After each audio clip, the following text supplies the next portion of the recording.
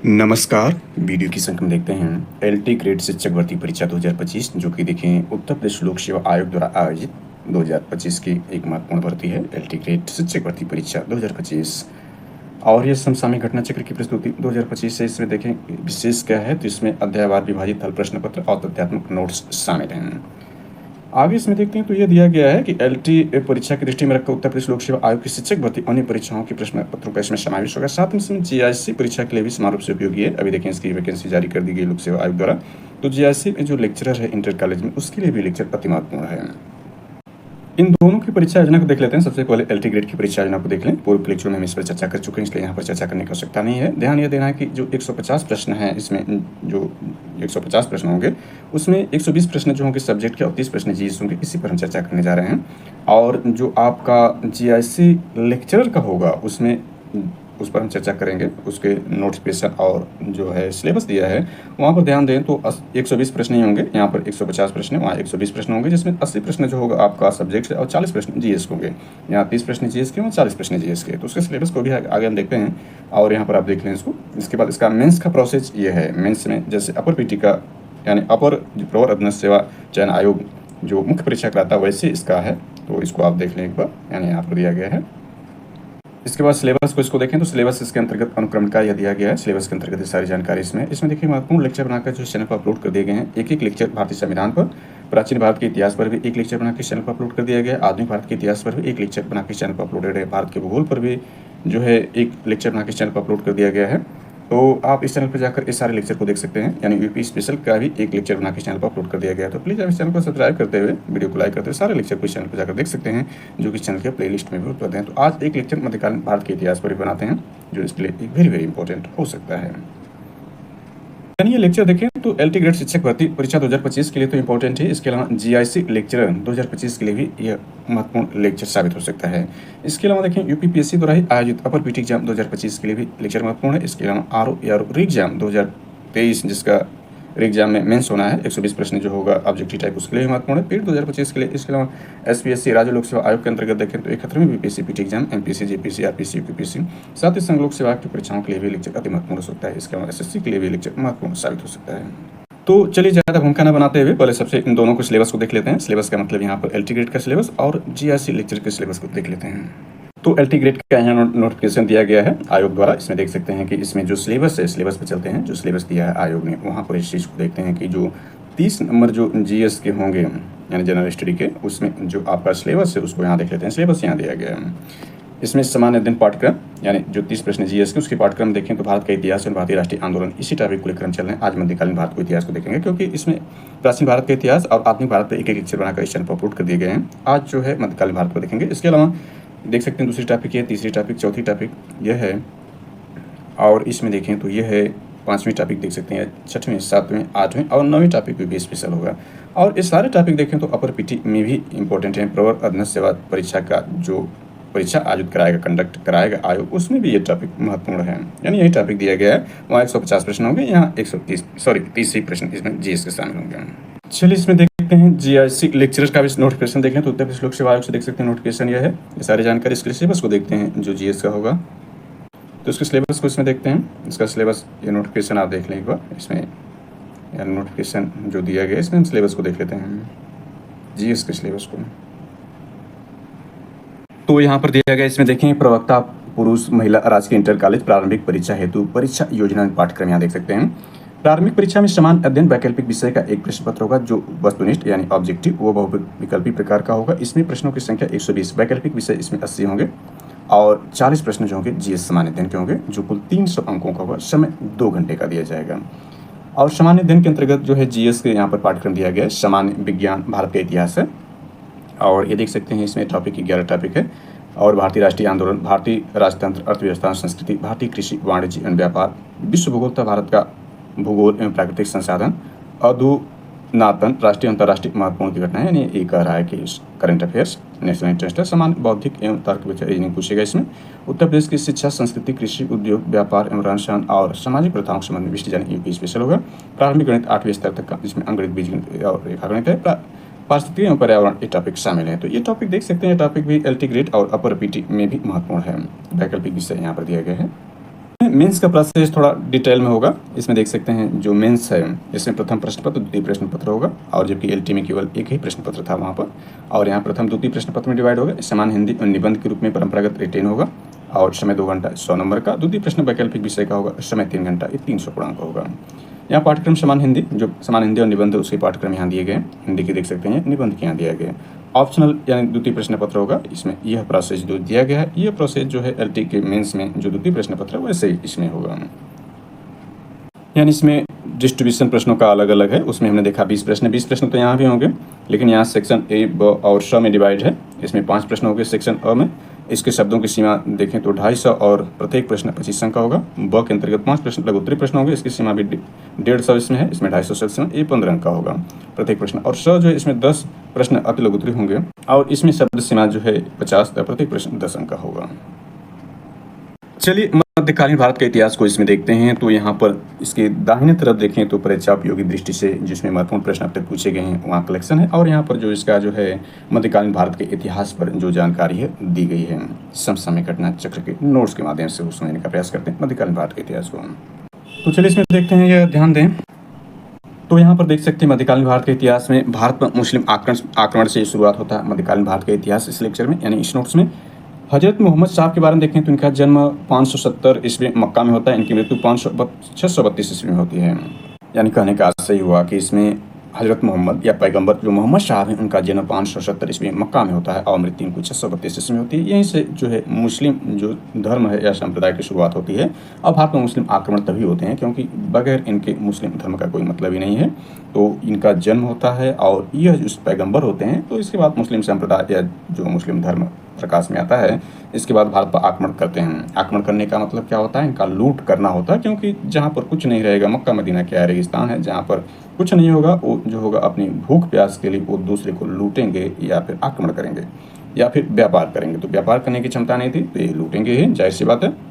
और लूटेंगे किसको? जहाँ संपन्नता होगी, जहाँ पर ज़्यादा धन दौलत होगी। और देखें भारत में क्या स्थिति है। भारत जो है, या भारत का खूबसूरत मैप देख सकते हैं जो आधुनिक भारत का है। हालांकि अखंड भारत के रूप में इसके पाकिस्तान और अफगानिस्तान, बांग्लादेश और यह जो तिब्बत है, ये पार्ट ही अखंड भारत में सारे शामिल थे। तो वर्तमान भारत का खूबसूरत जो मैप है यहाँ पर आप देख सकते हैं। देखें तो हिंदुस्तान नाम कौन रखा? हिंदुस्तान नाम ईरानियों ने रखा। जो आज हिंदुस्तान नाम हम देखते हैं कौन रखे थे? ईरानियों ने रखा। इंडिया नाम यूनानियों ने रखा। ये यूनान के लोगों ने इसका इंडिया नाम रखा, और हिंदुस्तान नाम ईरानियों ने रखा। चलिए आगे देखते हैं।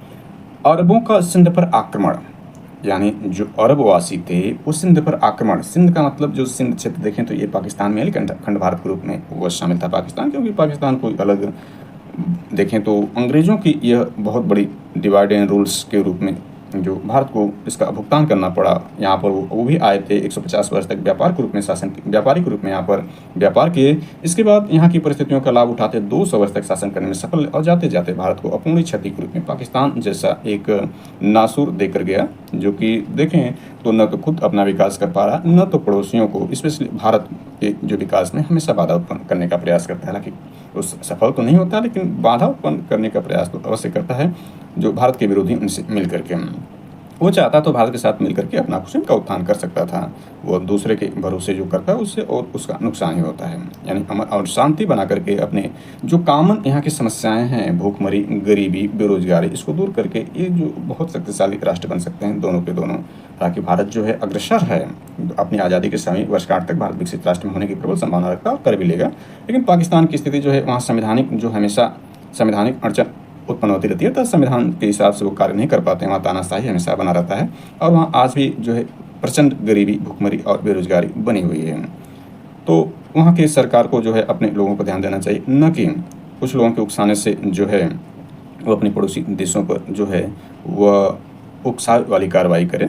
चलिए इस सब जो है आधुनिक रूप से उसको हम चर्चा नहीं करते हैं करंट अफेयर्स पर। इसमें जो है ऐतिहासिक, क्योंकि देखें इतिहास जो है यहाँ से जो इसकी नींव पड़ती है, यानी यही सब जो कुछ बातें इतिहास में आज भी इंसान या मनुष्य लेकर ढो रहा है उस चीज़ों को लेकर के।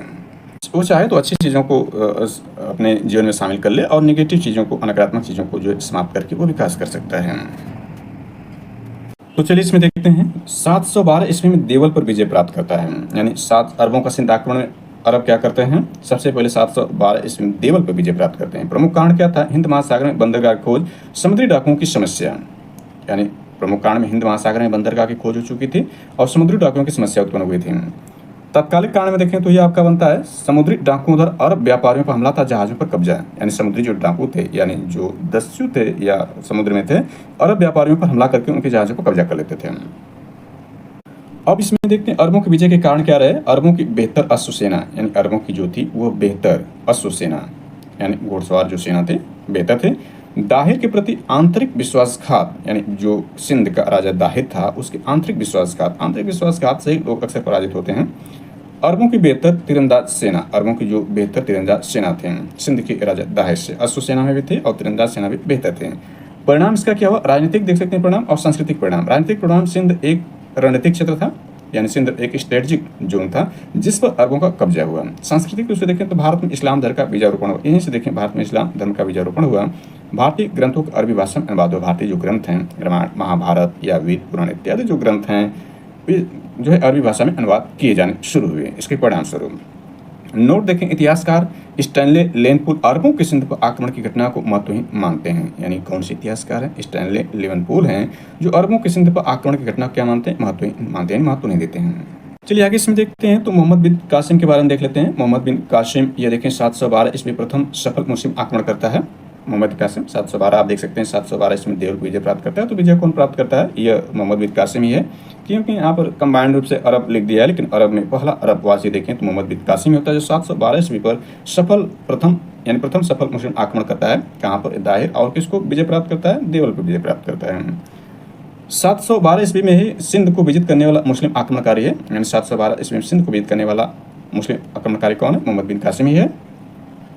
दाहिर भारत पर आक्रमण के समय सिंध का शासक था, यानी दाहिर जो है जब यह सिंध पर आक्रमण किया मोहम्मद कासिम तो सिंध का शासक कौन था, ये दाहिर था। दाहिर के बारे में ऊपर हमने विस्तार समझ लिया, यानी दाहिर के प्रति आंतरिक विश्वासघात था, यानी उसमें आंतरिक विश्वास के कारण कोई दाहिर की पराजय हुई।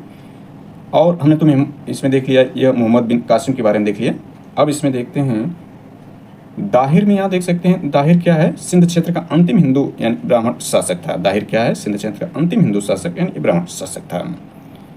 इसके बाद इसमें देखें इसके नोट्स में है यह कि अरोड़ या अरोड़ का युद्ध, अक्सर कुछ देता है अरोड़ पूछेगा या अरोड़ पूछेगा, दोनों का एक ही मतलब। इस युद्ध में देखें तो मोहम्मद बिन कासिम था दाहिर के मध्य ये युद्ध होता है। अरोड़ या अरोड़ का युद्ध किसके बीच होता है, मोहम्मद बिन कासिम जो प्रथम मुस्लिम आक्रमणकारी रहा सिंध पर, और सिंध का शासक उस दौरान दाहिर था, इसके मध्य क्या हुआ, अरोड़ या अरोड़ का युद्ध हुआ। स्थान सिंधु नदी के तट पर 712 ईस्वी में परिणाम दाहिर मारा गया।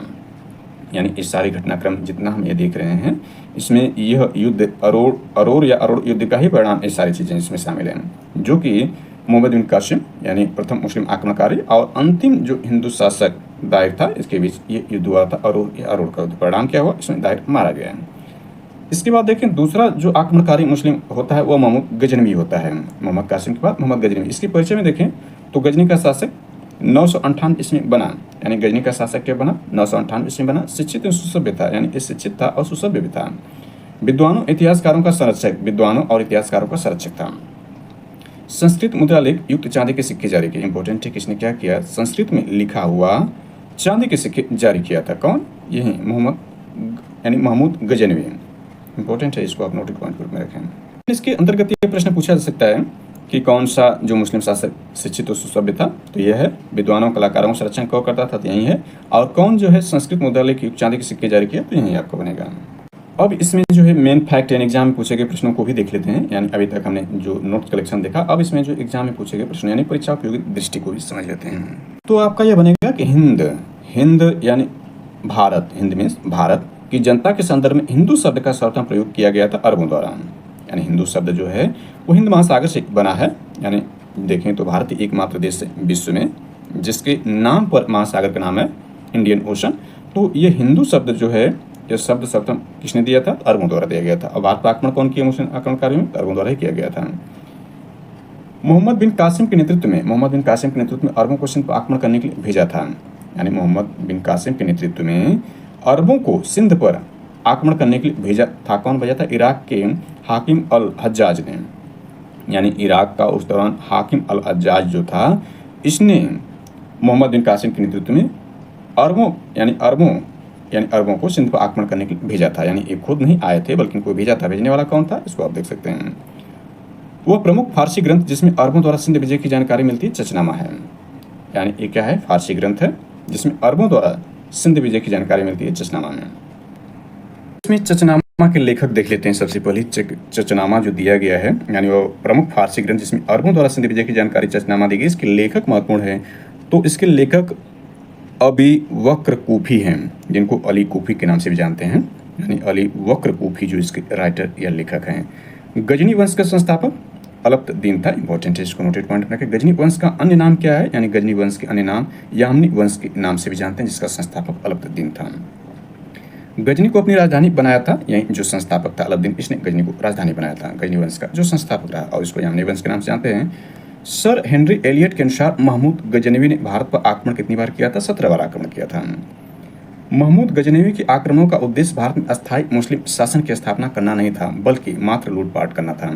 यानी जो दूसरा शासक रहा पहला तो ने मोहम्मद बिन कासिम देखा, दूसरा मोहम्मद गजनवी था। यह भारत पर आक्रमण क्यों किया? अस्थायी मुस्लिम शासन स्थापित नहीं करना था, बल्कि इसको लूटपाट करना था।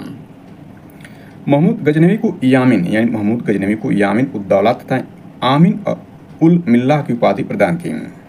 यानी ये दोनों ही उपाधियां जो महमूद गजनवी को मिली, यामिन उद्दौला और आमिन उल मिल्लाह, यह उपाधियां उसको किसने दिया? तो बगदाद के खलीफा अल कादिर बिल्लाह ने दिया। यानी बगदाद के खलीफा का नाम क्या था? अल कादिर बिल्लाह, जिसने महमूद गजनवी को ये 2 उपाधियां दिया था। और हमने देखा था कि यहाँ पर देखें तो इराक के हाकिम अल अज्जाज ने जो है मोहम्मद बिन कासिम को जो है सिंध पर आक्रमण करने के लिए भेजा था। ये खुद नहीं आया था, बल्कि इसको भेजा गया था। इसके बाद देखें तो कुतुबुद्दीन ऐबक, महमूद गजनवी, मोहम्मद बिन कासिम था। मोहम्मद गोरी में से भारत प्रथम मुस्लिम आक्रमणकारी कौन था? मोहम्मद बिन कासिम था। इसको ऊपर हमने देख लिया। इस संतुलित काल में आएंगे मोहम्मद ऐबक और मोहम्मद गजनवी को हमने देख लिया, मोहम्मद बिन कासिम को देख लिया, मोहम्मद गोरी इसके बाद होगा। यानी सबसे पहले मोहम्मद बिन कासिम था, इसके बाद मोहम्मद गजनवी, इसके बाद मोहम्मद गोरी आएगा, और कुतुबुद्दीन ऐबक जो संतुलित काल में आएगा, जब इसकी स्थापना हो गई होगी सल्तनत काल की। अभी शुरुआती दौर में ये सब लूट कर रहे हैं भारत में, अर्थात जो सोने की चिड़िया भारत थे, यहाँ पर जो गरीब राष्ट्र थे या निर्धन राष्ट्र थे, जहाँ भूखे नंगे लोग थे, वो आक्रमण करके लूट रहे थे भारत को। चलिए आगे देखते हैं इसमें जो इतिहासकार उस दौरान के थे उनकी क्या रचनाएं हैं और क्या कहते हैं भारत के बारे में। देखें तो दरबारी इतिहासकार उल्बी, ये दरबारी इतिहासकार उल्बी क्या कहता है? किताब उल यामनी अथवा तारीख यामनी का ये लेखक उल्बी है। ध्यान दें कि ये जो इतिहास यानी दरबारी इतिहासकार हैं, ये किसके दरबार में रहते थे जानना जरूरी है। तो महमूद गजनवी के दरबार में रहते थे। अभी हमने महमूद गजनवी के बारे में देखा, तो उसके दरबार में रहने वाले में उल्बी तो था ही। इसके अलावा अलबरूनी, आगे हम देखेंगे अलबरूनी के बारे में, यानी अलबरूनी ये रहा, ये भी उसके दरबार में रहते हैं। उल्बी, अलबरूनी, फिरदौसी भी जो है, फिरदौसी भी आगे इसमें होगा। फिरदौसी यहाँ पर ये भी उसके दरबारी कवियों में है, यानी दरबार में रहता था। और इसके बाद फरूखी महमूद गजनवी के दरबार में रहते थे। तो महमूद गजनवी के दरबार में रहने वाले जो ये इतिहासकार, उनमें हमने देखा कि उल्बी के बारे में देखा कि इसने किताब उल यामनी अथवा तारीख यामनी, दोनों के एक ही नाम है, यानी जो किताब इसने लिखा है इसको किताब उल यामनी कहते हैं अथवा तारीख यामनी कहते हैं, जिसका लेखक उल्बी है। और यह दरबारी इतिहास किसका है? महमूद गजनवी का, जो दूसरा आक्रमणकारी रहा भारत पर या सिंध पर। सिंध को विजिट कर लिया था, यानी भारत पर कर सकते हैं आक्रमण किया था, 17 बार आक्रमण किया। इसके बाद यहाँ देखें तो यह है यानी तहकीक-ए-हिंद, किताब उल आमनी अथवा तारीख यामनी के लेखक को देख लिया। इसके बाद तहकीक-ए-हिंद देखें तो अंग्रेजी भाषा में अनुवाद एडवर्ड साची या सचाओ ने किया, हिंदी भाषा में अनुवाद रजनीकांत शर्मा ने किया तहकीक-ए-हिंद का। दरबारी विद्वान अलबरूनी के बारे में देखें तो अलबरूनी गजनी से भारत आया था। अलबरूनी जो है गजनी से भारत आया था। बैहाकी तारीख-ए-सुबुतगीन का लेखक था यह, यानी तारीख-ए-सुबुतगीन का लेखक कौन? अलबरूनी है। उजारी फारस का कवि था। तूसी-ए-उनसरी खुरासानी विद्वान, असदी और फारूकी ये जो है इतिहासकार हैं। तो ये देखिए महमूद गजनवी का जो दरबारी इतिहासकार अलबरूनी के बारे में यह है। किसने क्या किया? अलबरूनी गजनी से भारत आया था। बैहाकी यानी तारीख-ए-सुबुतगीन का लेखक यह है। उजारी फारस कवि था। तूसी-ए-उनसरी खुरासानी विद्वान थे। खुरासानी विद्वान में असदी और फारूकी भी थे। आगे देखते हैं फरिश्ता के बारे में। तारिक-ए-फरिश्ता या गुलशन-ए-इब्राहिमी का लेखक फरिश्ता है। पूरा नाम इसका देखिए मोहम्मद कासिम हिंदू शाह अस्त्राबादी फरिश्ता, यानी इतना लंबा नाम इसका है। बीजापुर के शासक इब्राहिम आदिल शाह द्वितीय को समर्पित पुस्तक तारिक-ए-फरिश्ता है। तारिक-ए-फरिश्ता कौन लिखा है? फरिश्ता लिखता है। और ये किस पर आधारित है? तो ये बीजापुर के शासक इब्राहिम आदिल शाह द्वितीय पर लिखा गया या इसको समर्पित करके ये रचना किया है तारिक-ए-फरिश्ता। इसके बाद अलबरूनी को देख लेते हैं। तो अलबरूनी तारिक-ए-हिंद, तारिक-ए-हिंद यहाँ देख सकते हैं, तहकीक-ए-हिंद, तहकीक-ए-हिंद, ये देखें अलबरूनी की रचना तहकीक-ए-हिंद, जिसको ऊपर यहाँ पर दे दिया गया था। तहकीक-ए-हिंद का अंग्रेजी भाषा अनुवाद एडवर्ड साचे या सचाऊ ने किया और हिंदी में रजनीकांत शर्मा जी ने किया था। और तहकीक-ए-हिंद किसकी रचना है? अलबरूनी की है। अलबरूनी कौन है? महमूद गजनी के दरबार में रहने वाला इतिहासकार है। इसके बारे में देखें तो इसने रचना क्या किया? तहकीक-ए-हिंद अरबी भाषा में रचना किया था। अभी हमने देखा कि अंग्रेजी और हिंदी में कौन इसका रचनाकार। इसका जन्म 973 में हुआ था। खीवा देश का निवासी था, संस्कृत का ज्ञाता था। इसके बारे में यह है कि 11वीं सदी में महमूद गजनवी के साथ भारत आया था। पुराणों का अध्ययन करने वाला प्रथम मुसलमान, ये इंपॉर्टेंट है कि पुराणों का अध्ययन करने वाला प्रथम मुसलमान कौन था? तो अलबरूनी था।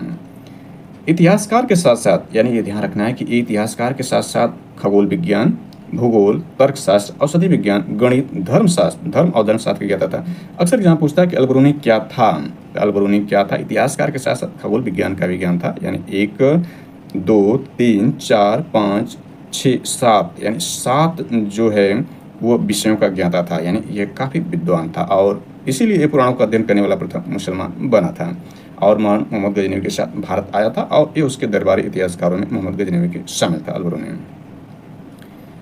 इसके बाद देखें तो यह है, यहाँ पर देख सकते हैं भारत पर महमूद गजनवी की प्रमुख आक्रमण, यानी 17 आक्रमणों में प्रमुख आक्रमणों को देखें तो आक्रमण वर्ष अवधि।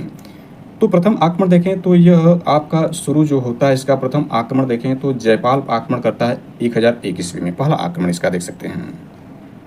या इसको इस प्रकार कर सकते हैं, महमूद गजनवी ने 1001 ईस्वी में शाही राजा जयपाल के विरुद्ध आक्रमण किया। इसमें जयपाल की पराजय होती है, पहला आक्रमण। दूसरा आक्रमण इसका देख सकते हैं आप, ये प्रमुख आक्रमणों को इसमें दिया गया है, तो दूसरा तीसरा यहाँ पर नहीं, बल्कि मुल्तान पर आक्रमण देखें तो 1004 से 1005 में इसने महत्वपूर्ण आक्रमण में शामिल है, मुल्तान पर आक्रमण। इसके बाद 1014 में थानेश्वर पर आक्रमण करता है। कालिंजर पर आक्रमण 1019 तक 1022-23 में करता है। सिंध के जाटों पर आक्रमण 1027 में करता है और सोमनाथ पर आक्रमण देखें 1025-26 में करता है और मथुरा और कन्नौज पर आक्रमण 1018 और 1019 में यह मथुरा और कन्नौज पर आक्रमण करता है। इसके प्रमुख आक्रमण रहे, यानी महमूद गजनवी के 17 आक्रमण में जो प्रमुख आक्रमण यहाँ दिया गया है तो देख सकते हैं 1 2 3 4 5 6 7, यानी 7 यहाँ दिए गए हैं, 10 और इसके शेष आक्रमण है जो कि उतने महत्वपूर्ण नहीं हैं।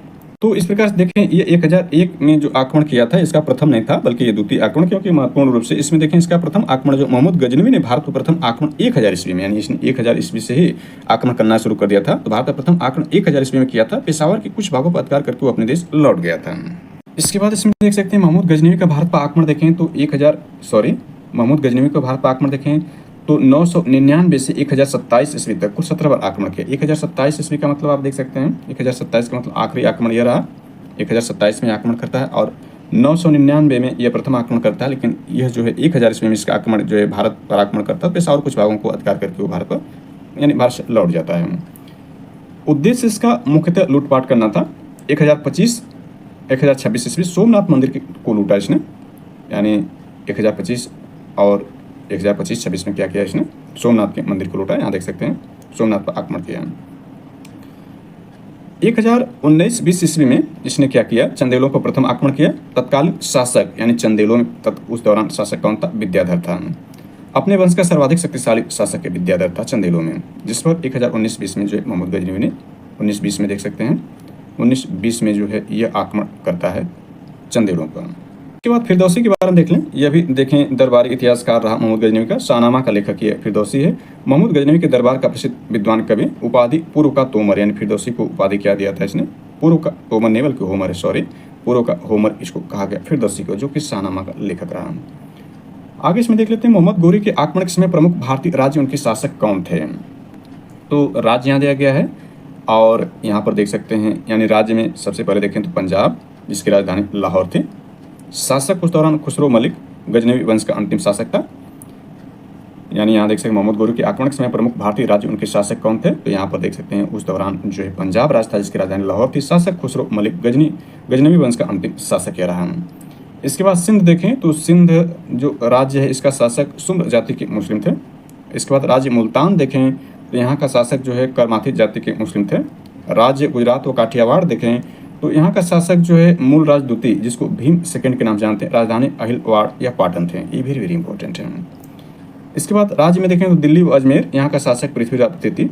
यानी पृथ्वीराज चौहान जिनको जानते हैं, इतिहास में वेरी वेरी इंपॉर्टेंट है। तो पृथ्वीराज तृतीय जिनको राय पिथौड़ा के नाम से भी जानते हैं, यानी दिल्ली व अजमेर का शासक पृथ्वीराज तृतीय या राज पिथौरा थे। अब इसमें परीक्षा उपयोगी दृष्टि से शामिल कर लेते हैं। तो यहाँ देखें चचनामा के अनुसार जिसके रचनाकार हमने देख लिया था कि अली कूफी या अली वक्र कूफी थे। तो चचनामा के अनुसार 6वीं 7वीं शताब्दी में सिंधु देश की राजधानी क्या थी? अरोड़ थी। अरोड़ के युद्ध को हमने देख लिया था। अरोड़ के युद्ध में ही दाहिर मारा जाता है, जो कि मोहम्मद बिन कासिम और दाहिर के बीच में होता है। वह चंदेल शासक जो महमूद गजनवी से पराजित नहीं हुआ था वो विद्याधर था। विद्याधर को हम देख सकते हैं, विद्याधर कहाँ का शासक था? इसमें प्रमुख शासकों में नहीं दिया गया विद्याधर को, यहाँ पर चलिए देखते हैं। यानी यहाँ पर देख सकते हैं वो चंदेल शासक जो महमूद गजनवी से पराजित नहीं हुआ था विद्याधर था गया है। इसमें देख सकते हैं चंदेलों पर प्रथम आक्रमण तत्कालीन शासक विद्याधर था। अपने वंश का सर्वाधिक शक्तिशाली शासक था जो कि महमूद गजनवी से पराजित नहीं हुआ था। आगे इसमें देखते हैं तो अलबरूनी के विषय में सत्य कथन है, यानी सारे इसमें सत्य दिए गए हैं। यहाँ पर उसका ग्रंथ उस समय के जीवंत भारत से प्रभावित था, सत्य है। वो संस्कृत का विद्वान था, सही। वो त्रिकोणमिति का विशेषज्ञ था, ये सही है। यानी सारे स्टेटमेंट सही, क्योंकि पूर्व परीक्षा में पूछे गए हैं तो यहाँ पर सत्य के रूप में दिया गया है। मोहम्मद गोरी को सर्वप्रथम पराजित किया था, यानी इसके बाद यानी हमने देख लिया मोहम्मद कासिम को, मोहम्मद गजनवी को, इसके बाद मोहम्मद गोरी आता है जिसको आगे हम देखेंगे, लेकिन इसमें नोट्स में दे दिया है। तो मोहम्मद गोरी को सर्वप्रथम पराजित किया था भीम द्वितीय अथवा मूल राज द्वितीय ने जो मोहम्मद गोरी को सर्वप्रथम पराजित किया था। वो युद्ध जिसमें भारत में मुस्लिम शक्ति की स्थापना हुई थी तराइन के द्वितीय युद्ध में, जिसमें पृथ्वीराज चौहान या पृथ्वीराज द्वितीय या राय पिथौड़ा जो होता है वह तराइन के द्वितीय युद्ध में पराजित हो जाता, मारा जाता है। वहीं से जो है भारत में मुस्लिम शक्ति की स्थापना होती है। तो आगे हम देखेंगे तराइन के प्रथम युद्ध में जो है वह मोहम्मद गोरी पराजित हो जाता है, परंतु राय पिथौड़ा या पृथ्वीराज चौहान जो उसे भाग जाने देते हैं, जबकि वहीं पर यदि उसको मार देते तो भारत में मुस्लिम शक्ति की स्थापना संभव नहीं थी।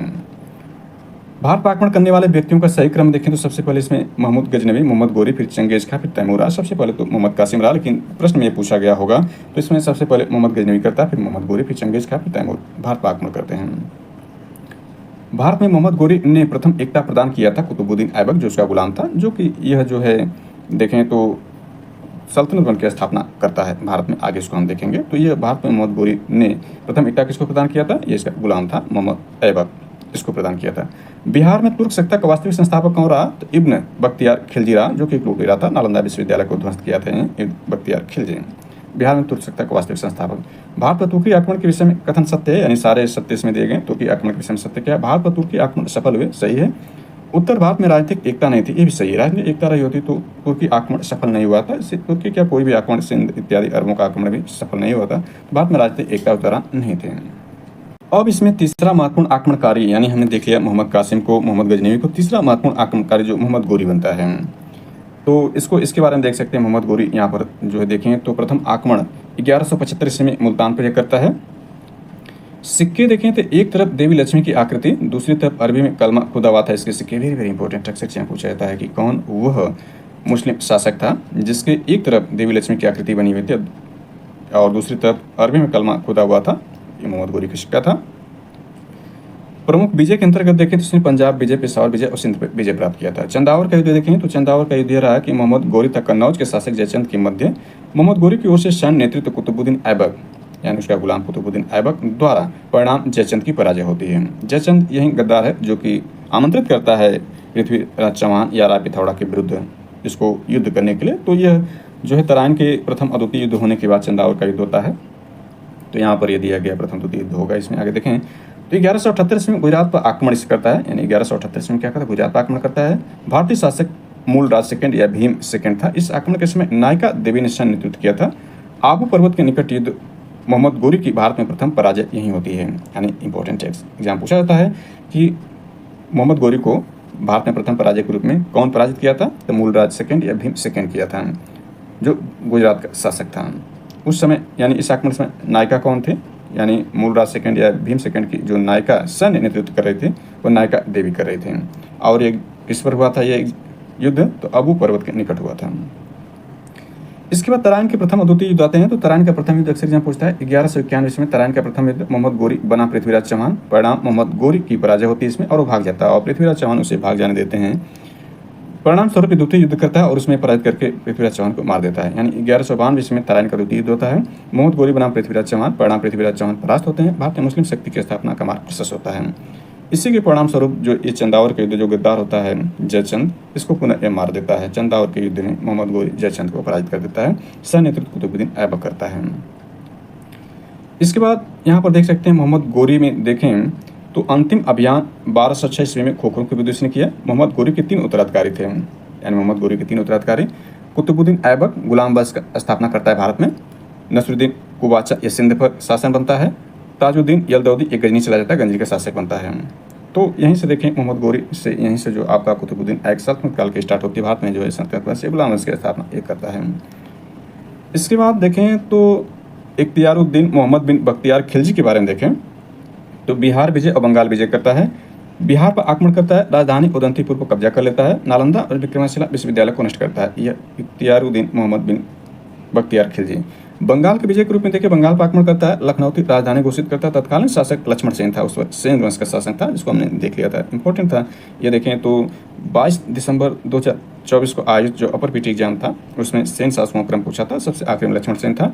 तो तत्कालीन शासक लक्ष्मण सेन था, बिना युद्ध किए भाग गया, पूर्वी बंगाल में शरण ली और वहाँ देखिए बंगाल पर जो शासन हो गया। यह जो लुटेरा था बख्तियारुद्दीन मोहम्मद बिन इख्तियार खिलजी, इस लुटेरा जो वास्तविक संस्थागत रूप था शासन करने में सफल रहा था। बिहार में तुर्क सत्ता का वास्तविक संस्थापक कौन था? तो इब्न बख्तियार खिलजी था। तो यही इब्न बख्तियार खिलजी है, देख सकते हैं वास्तविक तुर्क सत्ता का संस्थापक बख्तियारुद्दीन मोहम्मद बिन बख्तियार खिलजी था। नेक्स्ट लेक्चर में हम राजपूतों की हार के कारण को देखेंगे और सल्तनत काल यानी दिल्ली सल्तनत, गुलाम वंश इत्यादि को देखेंगे। यह नेक्स्ट लेक्चर में कवर किया जाएगा। Thanks for watching this.